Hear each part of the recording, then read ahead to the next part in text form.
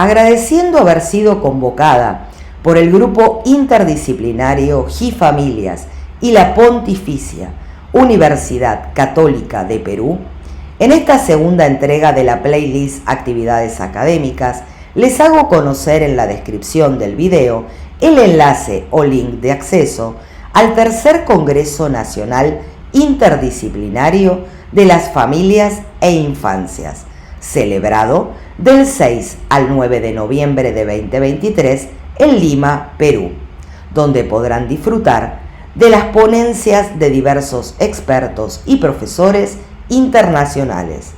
En lo que respecta a mi exposición, titulada La concepción del enfoque de género como política pública de los estados en el siglo XXI, les acompaño un resumen escrito de los lineamientos más importantes que paso a detallar.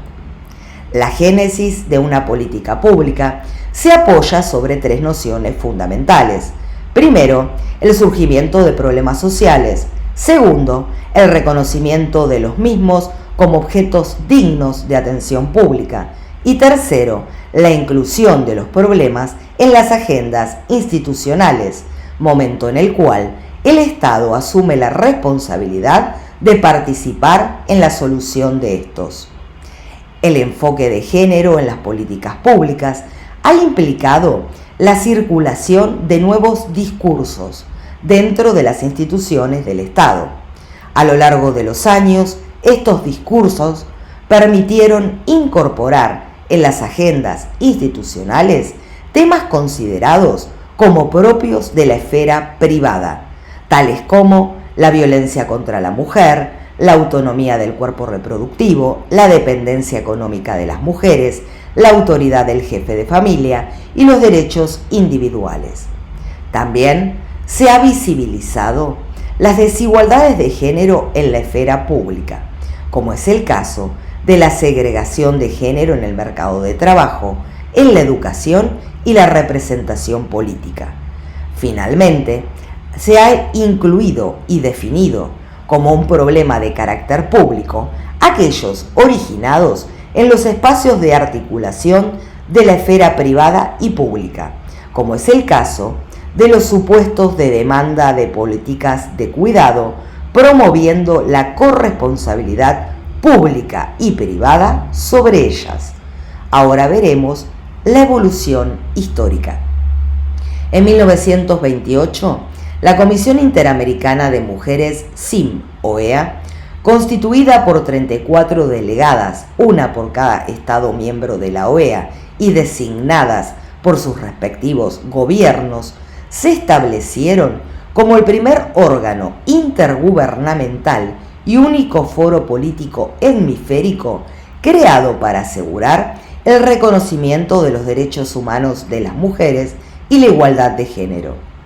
Posteriormente, los países americanos han ido avanzando paulatinamente en las áreas jurídicas y político-institucionales con relación a la igualdad de género y los derechos humanos de las mujeres. Sin embargo, estos avances no se han dado con la velocidad esperada ni requerida, especialmente tomando en cuenta los compromisos internacionales y las obligaciones legales asumidas por los estados de garantizarles a las mujeres la igualdad con relación a los hombres en el goce de los derechos humanos en consonancia con el siguiente plexo normativo supranacional vigente que citaré de modo cronológico. Primero, Convención Interamericana sobre Concesión de los Derechos Civiles a la Mujer, OEA 1948, que otorga a la mujer los mismos derechos civiles que goza el hombre. Segundo, la Convención Interamericana sobre Concesión de los Derechos Políticos a la Mujer, OEA 1948, que establece el derecho al voto y a ser elegido o elegida para un cargo nacional, no debiendo negarse o restringirse esta posibilidad por cuestiones o razones de sexo. Tercero, la Convención sobre la Eliminación de todas las formas de discriminación contra la mujer, conocida por su sigla en inglés como CEDAW, del 18 de diciembre de 1979 y que entra en vigor el 3 de septiembre de 1981, que obliga a los estados a la igualdad sustantiva entre mujeres y hombres.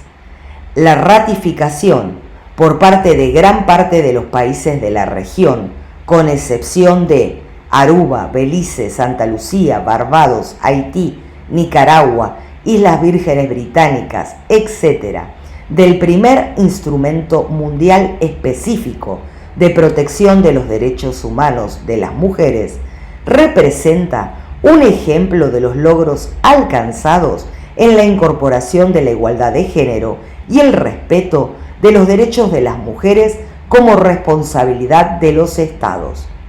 A la vez, la lentitud en la adopción de sus protocolos es una muestra de las dificultades que generan los cambios hasta formar parte de la cultura política e institucional. Cuarto, de acuerdo a la CEPAL, en la década de 1980, Latinoamérica se encontraba en un nuevo escenario regional, caracterizado por la aceleración de la globalización, la recuperación de los regímenes democráticos y el fortalecimiento de los movimientos sociales a nivel nacional e internacional, que generó las condiciones para que distintos actores plantearan la necesidad de incluir el género en las políticas públicas. Los MAN y los diferentes movimientos feministas en los estados han sido actores estratégicos de la incorporación de nuevas concepciones de políticas y formas de gestión en cada uno de los distintos países de la región.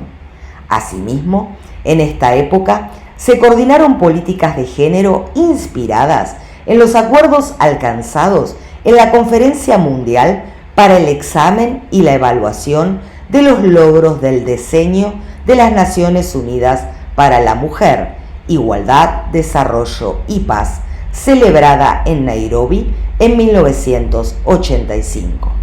Quinto, la Convención Interamericana para prevenir, sancionar y erradicar la violencia contra la mujer, conocida como la Convención de Belém do Pará, de la OEA 1994, que establece el derecho de las mujeres a vivir libres de violencia, tanto en el ámbito público como en el privado.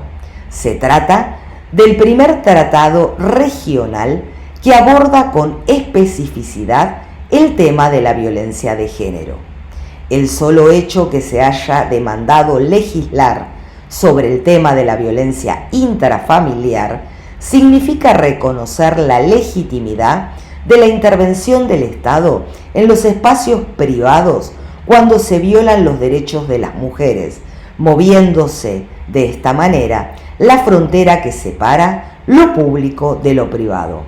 Sexto, la declaración y plataforma de acción de la Cuarta Conferencia Mundial sobre la Mujer, celebrada en Beijing en 1995, que establece la obligación de todos los estados de transversalizar la perspectiva de género como una de las medidas claves para el logro de la igualdad, así como la obligación de crear estructuras institucionales responsables de velar por el cumplimiento de todos los compromisos asumidos en torno a esta meta.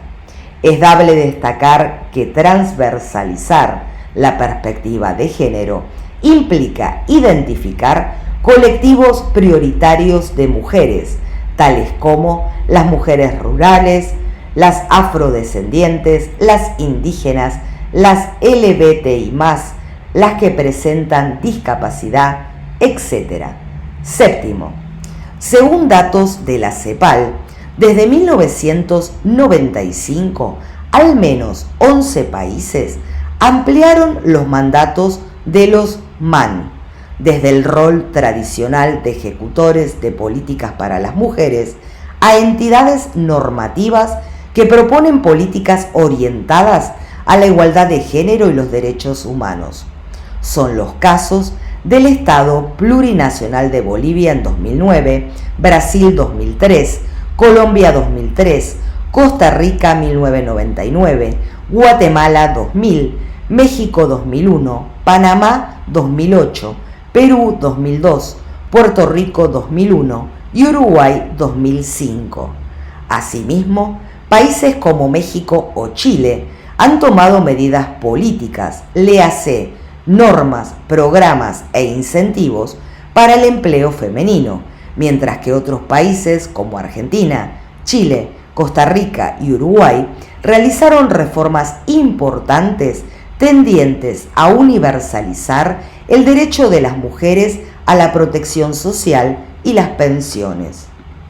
Octavo, en 2011, las cifras del Observatorio de Igualdad de Género de América Latina y el Caribe, de la CEPAL, respecto a la participación política, pusieron de manifiesto que en la región las mujeres eran designadas para ocupar cargos ministeriales en el área social y cultural en un 56%, y no así en los gabinetes políticos y económicos, donde solo había 7 ministras. Se hizo hincapié en lo favorable que había sido la presencia de las mujeres en los cargos de autoridad y gabinetes ministeriales, citando como ejemplos el gobierno de Chile en el periodo 2006-2010 y el de Brasil en el periodo 2011-2016. Noveno, en marzo de 2017, las delegadas titulares del CIM-OEA solicitaron una serie de lineamientos concretos para promover y defender la igualdad de género como bien de la humanidad. Específicamente, defender los compromisos asumidos por los estados a través de una multiplicidad de acuerdos jurídicos vinculantes, como la Convención de Belén do Pará, y también acuerdos políticos, como la Agenda 2030 y sus Objetivos de Desarrollo Sostenible del 2015, en donde los 193 Estados miembros de la ONU aprobaron el 5º Objetivo de Desarrollo Sostenible, que brega por la igualdad entre los géneros y el empoderamiento de todas las mujeres y las niñas. Asimismo, los países de América Latina y el Caribe han establecido la estrategia de Montevideo para la implementación de la Agenda Regional de Género en 2016, que contribuye a hacer posible en la región que la perspectiva de género sea transversalizada en todos los objetivos de desarrollo sostenible de la Agenda 2030. Es importante tener presente que, a diferencia de los objetivos de desarrollo del milenio del año 2000-2015, los objetivos de desarrollo sostenible incorporan un enfoque de género en casi todas las metas, en reconocimiento de que el fin de la pobreza y el hambre, la salud y el bienestar, la educación de calidad, la sostenibilidad del medio ambiente, el trabajo decente y el crecimiento económico, la paz y la justicia no se alcanzarán sin la plena y efectiva participación y liderazgo de las mujeres. A nivel regional, la CIM continúa avanzando en sus compromisos políticos a través de las asambleas de delegadas de la CIM, manifestando que en la última década han surgido corrientes de pensamiento, poderes fácticos, posicionamientos y expresiones que desde una mirada religiosa, política o social sesgada atentan contra la centralidad y el consenso logrado tanto a nivel regional como internacional sobre la agenda de igualdad de género.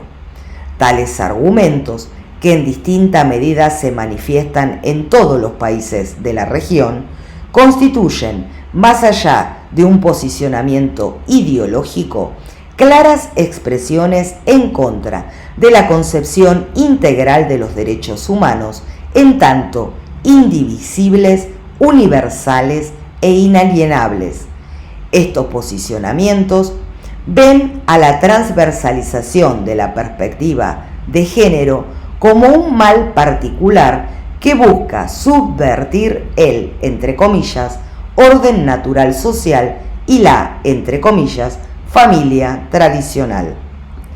10. Específicamente en la Argentina, la Convención sobre la Eliminación de todas las formas de discriminación contra la mujer y la Convención Interamericana para prevenir, sancionar y erradicar la violencia contra la mujer tienen jerarquía constitucional. La Convención Belén do Pará presenta un marco normativo ampliamente protectorio de los derechos de las mujeres y las personas LGBTI+. Asimismo, en 2006 se sancionó la Ley 26.510 de Educación Sexual Integral para los establecimientos educativos públicos de gestión estatal y privada. En 2009, la Ley 26.485 de Protección Integral para prevenir, sancionar y erradicar la violencia contra las mujeres en los ámbitos en que desarrollen sus relaciones interpersonales. Por otra parte, en materia de reconocimiento de los derechos de las personas LGBTI+, el país fue pionero al sancionar en 2010 la Ley 26.618 de matrimonio igualitario y en 2012 la Ley 26.743 de identidad de género, que reconoce la identidad de género autopercibida de cada persona y su derecho a un trato digno, independientemente del sexo asignado al nacer y de sus registros identificatorios. También la Ley 27.412 de paridad de género en ámbitos de representación política del 2017, que constituyó otro avance para lograr reducir las brechas que sostienen las desigualdades por motivos de género. Finalmente, en 2018 se sanciona la Ley 27.499, conocida como Ley Micaela, que establece la capacitación obligatoria en temáticas de género y violencia por motivos de género para todas las personas que se desempeñan en la función pública, en todos sus niveles y jerarquías, en los poderes ejecutivo, legislativo y judicial de la nación. Sumado a ello, se instituyó el Ministerio de las Mujeres, Géneros y Diversidad de la Nación por decreto 7/2019 del 10 de diciembre de 2019, que modificó la Ley de Ministerios 22.520, cuyo antecedente se remonta a 1983, cuando se puso en funcionamiento el Programa de Promoción de la Mujer y la Familia. También se creó el Gabinete Nacional para la Transversalización de las Políticas de Género, por decreto 680/2020 de agosto de ese año. 11.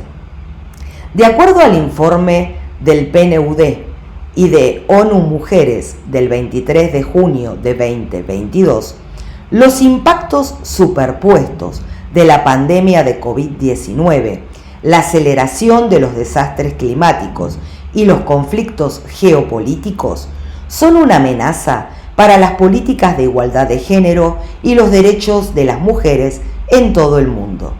Por esta razón, recomiendan a los gobiernos medidas para evitar nuevos retrocesos y recuperar el terreno perdido, al tiempo que mejoren la resiliencia y la preparación para futuras crisis.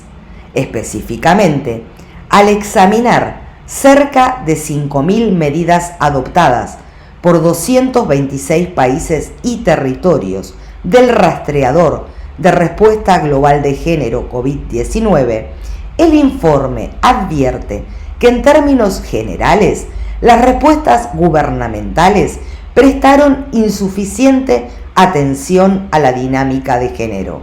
Al mismo tiempo, los ejemplos de innovación y aprendizaje contienen lecciones importantes para la formulación de políticas con perspectiva de género en tiempos de crisis.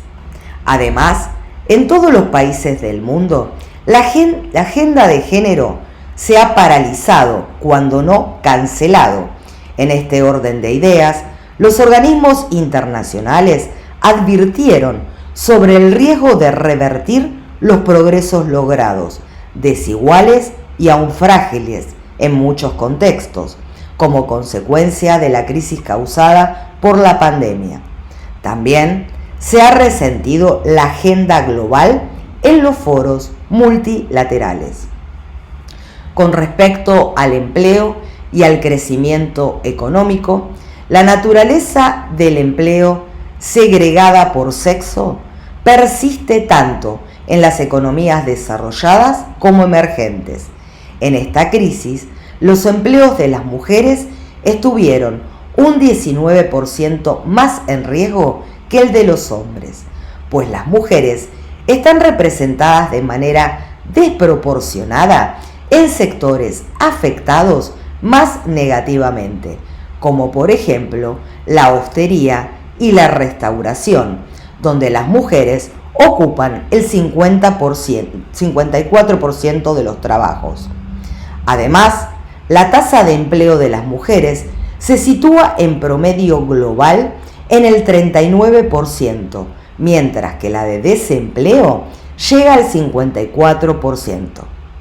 En relación con el trabajo de cuidados no remunerado, en línea con otros estudios, como por ejemplo el de la OCDE, uno de los factores más relevantes que explica esta persistente desigualdad es la carga del trabajo de cuidado no remunerado, que en un 75% es realizado por las mujeres en todo el mundo, incluido el cuidado de los menores, los mayores y las tareas domésticas. Los estereotipos y roles de género y los sesgos relativos al empleo también moldean el modo en que las mujeres experimentan las consecuencias de la crisis. Con la crisis de la pandemia, lejos de reequilibrar el reparto de la carga del trabajo de cuidado no remunerado, se ha exacerbado la brecha preexistente. Adicionalmente, el impacto para las mujeres y para la economía global podría ser más severo si sumamos factores como una recuperación económica más lenta o la reducción de la inversión en educación o cuidado de menores, que podrían resultar en el abandono o expulsión permanente de las mujeres del mercado de trabajo. Entre las medidas políticas que proponen se encuentra una dirigida al mejor reconocimiento del trabajo de cuidados no remunerado, que el propio instituto estima en 10 billones de dólares, es decir, el 13% del PBI mundial, junto con políticas fiscales, un sistema de cuidado de la infancia con apoyo público o medidas de transformación de normas sociales que eliminen los estereotipos y cuestionen los roles de género que atribuyen la responsabilidad del cuidado principalmente a las mujeres y que se redistribuyan entre hombres y mujeres.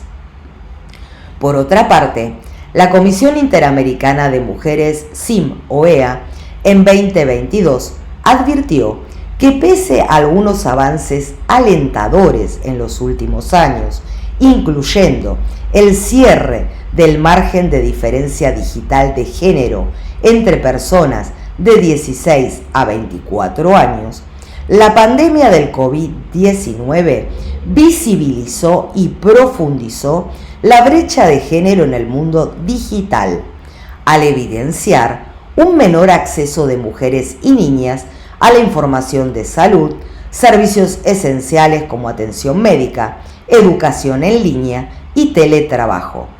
En el sector de las tecnologías, las mujeres siguen representando solo el 26% de la fuerza laboral mundial, resaltando que aunque cada vez se matriculan más mujeres en las universidades, persiste un sesgo de género en relación con las carreras que escogen, al tiempo que las mujeres se enfrentan más barreras en su acceso al mundo digital. Existe cada vez más encuestas que demuestran que una proporción significativa de mujeres y niñas, que en algunos casos es más del 70%, han vivido algún tipo de violencia o acoso en entornos digitales, realidad que constituye una barrera importante a su participación igualitaria en estos espacios e indican el escaso avance en términos de transversalización de género en el mundo digital antes de la pandemia. También la CIM ha recordado que en la Cuarta Conferencia Mundial de Mujeres, celebrada en 1995, se incorporó por primera vez a nivel internacional el concepto de discriminación múltiple, que se refiere a aquella discriminación que se produce debido a la intersección de dos o más factores.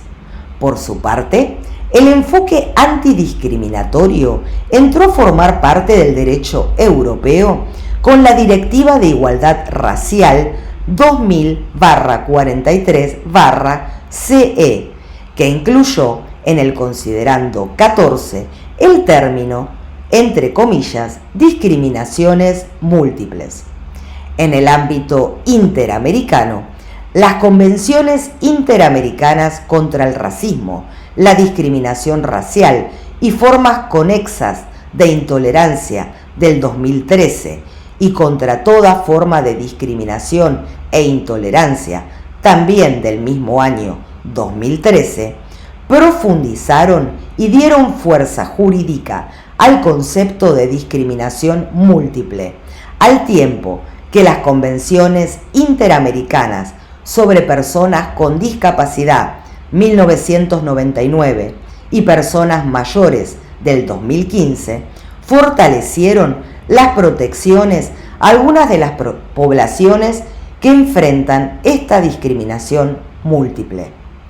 La importancia de trabajar la transversalización de la perspectiva de género con una mirada interseccional permite avanzar de manera más efectiva hacia la igualdad y la transformación. El marco legal para promover la igualdad de género en los países de la región tiene una evolución importante pasando por distintos instrumentos, tales como decretos, leyes nacionales, acuerdos y, por supuesto, su adopción a nivel constitucional. Sin embargo, a pesar de toda la normatividad, es evidente que no ha sido suficiente para lograr la igualdad sustantiva, porque la igualdad no se puede realizar meramente por mandato legal. Los ordenamientos legales funcionan como mandatos, sobre todo en disposiciones coercitivas en las que están previstas sanciones en caso de incumplimientos. A pesar de que en ocasiones la sola ley no es suficiente para motivar acciones de transversalización de la perspectiva de género, la inclusión del tema en todas las normativas es importante para colocar a la transversalización en la agenda en todos los ámbitos del quehacer estatal, es decir, salud, erradicación de la pobreza, educación, desarrollo económico, comercio, relaciones internacionales, entre otros. 12. Durante el 67 periodo de sesiones de la Comisión de la Condición Jurídica y Social de la Mujer, la mayor congregación de las Naciones Unidas sobre Igualdad de Género, se presentó el 7 de marzo de 2023 el nuevo mapa de las mujeres en la política, de la UIP y ONU Mujeres, siendo el tema prioritario, entre comillas, innovación y cambio climático y educación en la era digital para lograr la igualdad entre los géneros y el empoderamiento de todas las mujeres y las niñas. En este mapa se dieron a conocer las clasificaciones más recientes y la distribución regional de las mujeres en puestos ejecutivos y parlamentarios nacionales a fecha 1 de enero de 2023, indicando que el número de mujeres que ocupan puestos de liderazgo político, tanto gubernamentales como parlamentarios, ha aumentado a escala global, aunque algunas regiones aún se encuentran muy rezagadas. Específicamente, los datos indican: A.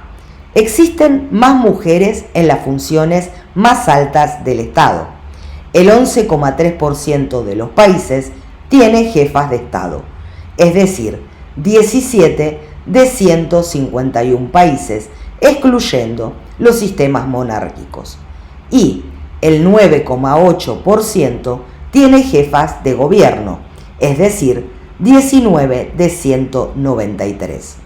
Esto supone un incremento en comparación con hace un decenio, cuando las cifras eran del 5,3 y el 7,3% respectivamente.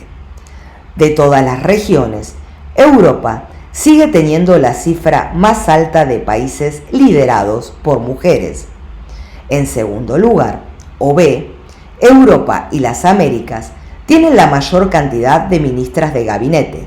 Las mujeres representan el 22,8% de los ministros de gabinete. Europa y América del Norte tienen el 31,6% y América Latina y el Caribe el 30,1%. Son las regiones con la proporción más alta de mujeres en gabinete. No obstante, en la mayoría de las demás regiones, las mujeres se encuentran sumamente subrepresentadas, con una caída de hasta el 10,1% en Asia Central y Meridional y el 8,1% en las islas del Pacífico, Oceanía, excluyendo Australia y Nueva Zelanda. Además, 13 países, la mayoría de Europa, cuentan con igualdad de género en el gabinete, donde el 50% o más de sus miembros son mujeres que se desempeñan como jefas de ministerios. Hay otros 17 países en los que la representación de las mujeres como ministras de gabinete se encuentra entre el 40 y el 49,9%, 9 de los cuales son europeos.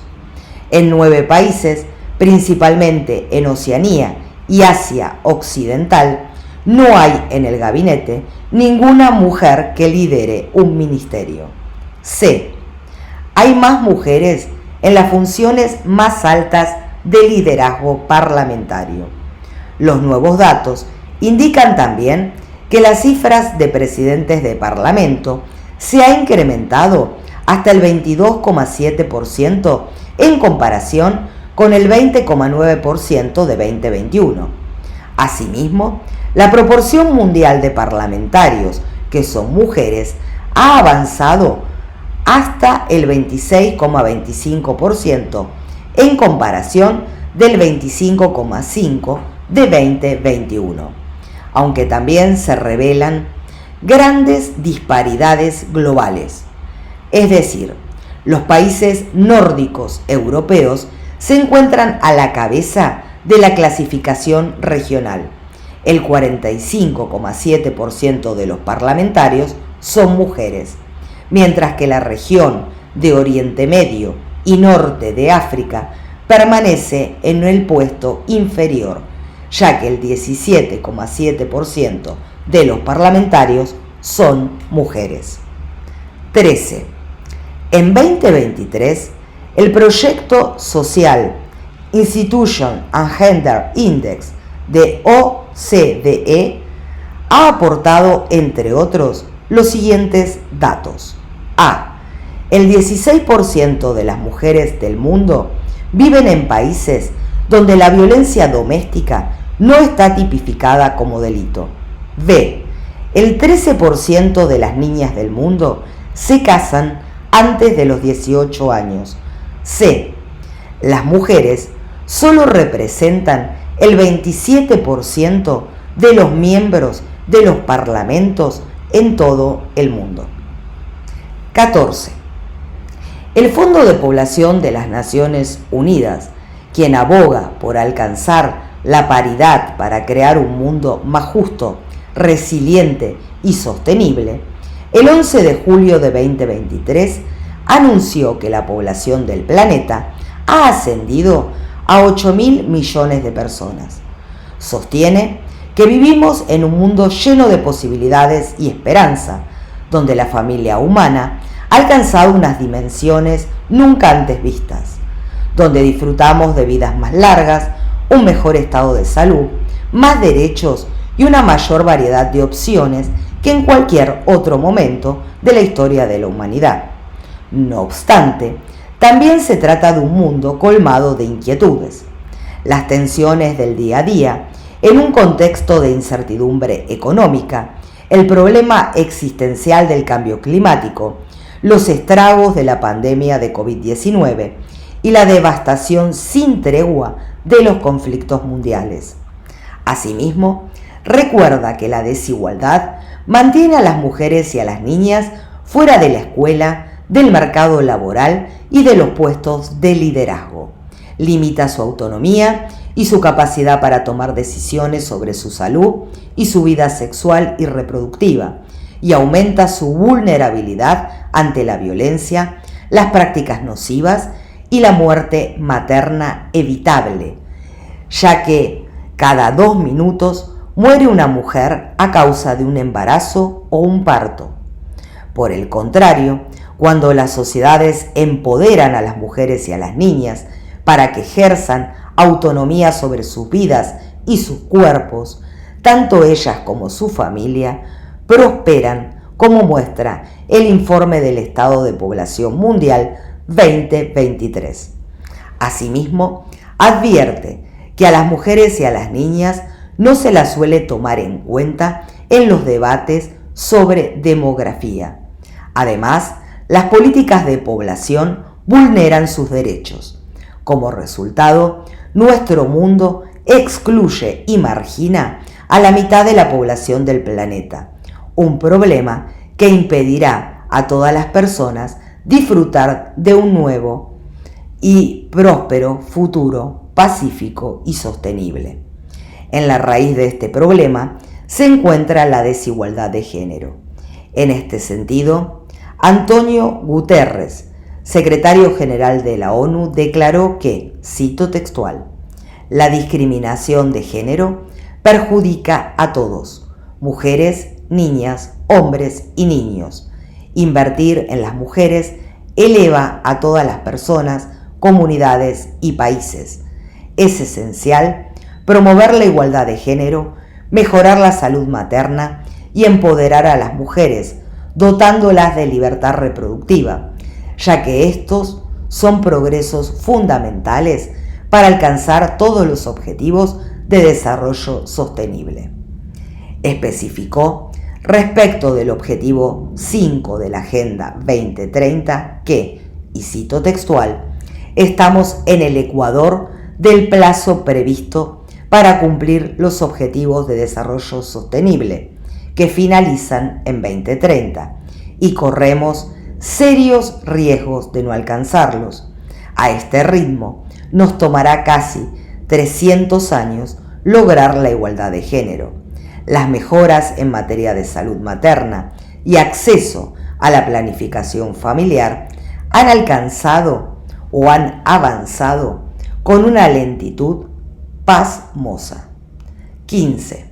Finalmente, y en esta misma línea, la edición 2023 del Panorama de Género de ONU Mujeres y UNDESA, un informe anual que recoge datos sobre la igualdad de género relacionados con cada uno de los objetivos de desarrollo sostenible, estima que al ritmo actual 340 millones de niñas y mujeres seguirán viviendo en la pobreza extrema en 2030.